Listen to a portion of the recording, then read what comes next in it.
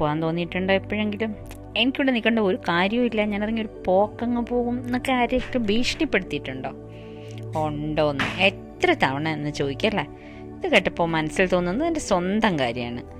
ഞാനതിൻ്റെ ഒരു ഉസ്താദാണ്. This is not my place and this is not my expected എന്ന് പറഞ്ഞ് പുലി പോകാൻ പറ എന്നാൽ തന്നെ നാടൻ ഡയലോഗ് വരെ സർവ്വതും പ്രയോഗിച്ചിട്ടുള്ള ഒരു ഉസ്താദ്.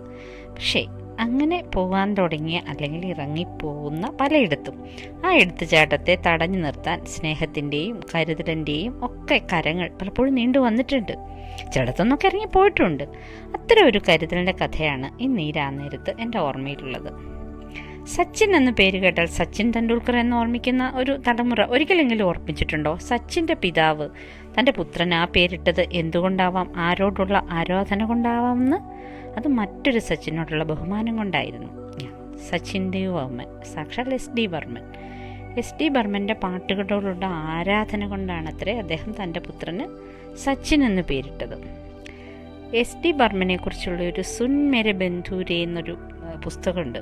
അതിലാണ് ഞാനിപ്പോൾ ഈ പറഞ്ഞ വിഖ്യാതമായ ഇറങ്ങിപ്പോക്കിനെ കുറിച്ച് വിശദീകരിച്ചിട്ടുള്ളത്. നിങ്ങൾക്ക് എല്ലാവർക്കും അറിയാം, എസ് ഡി ബർമൻ വളരെ അന്നത്തെ പലരെയും പോലെ ഒരു ബാക്ക്ഗ്രൗണ്ടിൽ നിന്നല്ല വന്നത്. His from royal family of Tripura.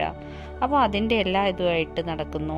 MA പഠിച്ചുകൊണ്ടിരിക്കുന്ന കാലത്ത് അപ്പോഴാണ് അദ്ദേഹം പെട്ടെന്ന് പാട്ടിനോടുള്ള സ്നേഹം അങ്ങ് ഇതായിട്ട് പാട്ടിലേക്ക് തിരിഞ്ഞത്.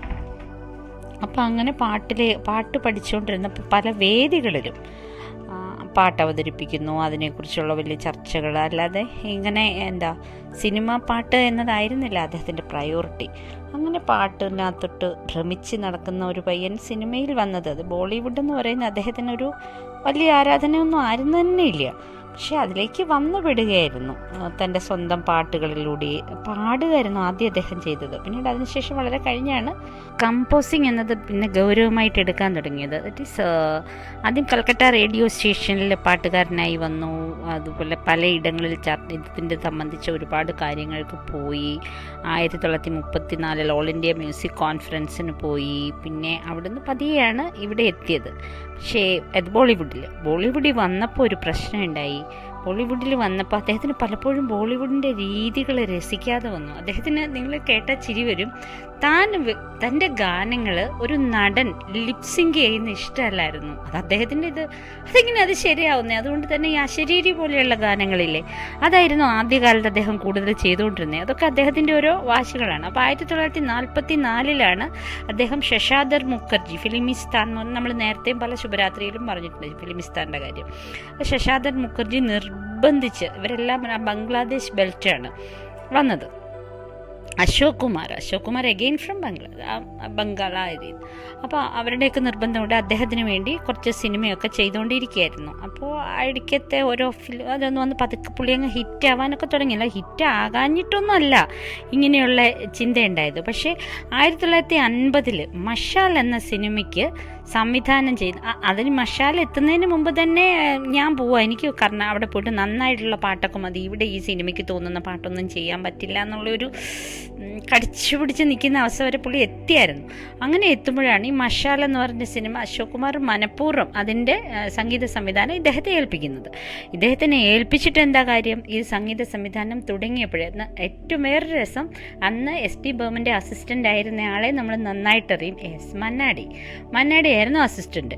ഒരു സുപ്രഭാതത്തിൽ നമ്മുടെ എസ് ഡി ബർമൻ മന്നാടിയുടെ അടുത്ത് പറഞ്ഞു, എൻ്റെ പൊന്നെ, ഇനി ഇവിടെ ഞാൻ നിൽക്കണ പ്രശ്നമില്ല, ഇനി നിങ്ങളായി, നിങ്ങളുടെ പാട്ടായി, നിങ്ങളുടെ ബോളിവുഡായി വേറെ പണിയുണ്ടെന്നും പറഞ്ഞുകൊണ്ട് പുതുക്കി കിട്ടി എല്ലായിടത്തും ഒരു പോക്ക് നേരെ അങ്ങനെ തിരിച്ച് ബംഗാളിൽ പോവാന്ന് പറഞ്ഞിട്ട്.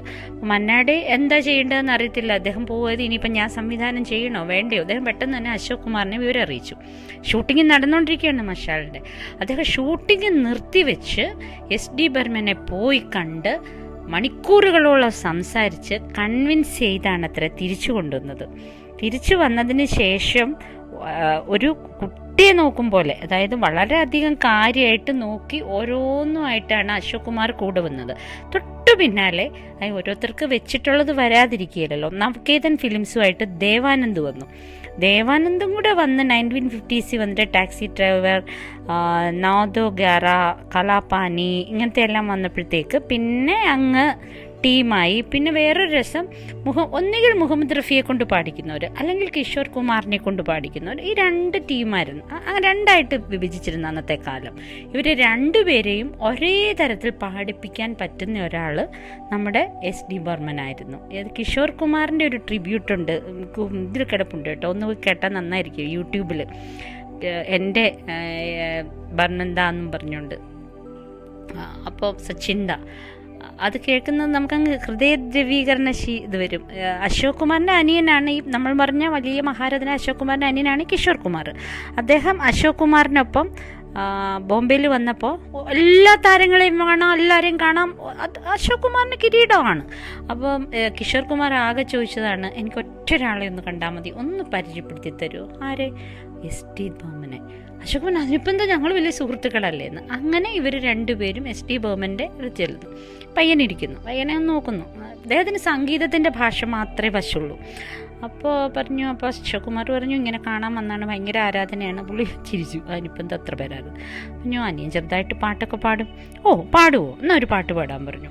അപ്പോൾ ഈ കിഷോർ കുമാറാണെങ്കിൽ സ്കൂൾ മുതലേ SD ബർമൻ്റെ ആരാധകനാണ്, വെറുതെ തള്ളിയതല്ല, ശരിക്കും ആരാധകനായിരുന്നു. അപ്പോൾ അദ്ദേഹത്തിൻ്റെ ഒരു പാട്ട് പാടി. ആ പാട്ടോടുകൂടിയാണ് നമ്മൾ ഇന്ന് അറിയുന്ന കിഷോർ കുമാർ എന്ന ഗായകൻ്റെ ശരിക്കുള്ളൊരു അവതാരം. അവിടെ നിന്ന് SD ബർമനാണ് കൈപിടിച്ച് സിനിമയിലേക്ക് കൊണ്ടുവന്നത്. SD ബർമൻ്റെ വാശികളും തമാശകളും ഇത്തരം നിർബന്ധ ബുദ്ധികളും ഒരുപാട് നന്മകൾ നമുക്ക് ആരാധകർക്ക് നൽകിയിട്ടുണ്ട്. കുറേ കഥകളും കൂടെയുണ്ട്. ബാക്കി കഥ നാളെ, കാരണം ഇപ്പം ഇന്ന് കുറേ സമയമായി. ശുഭരാത്രി.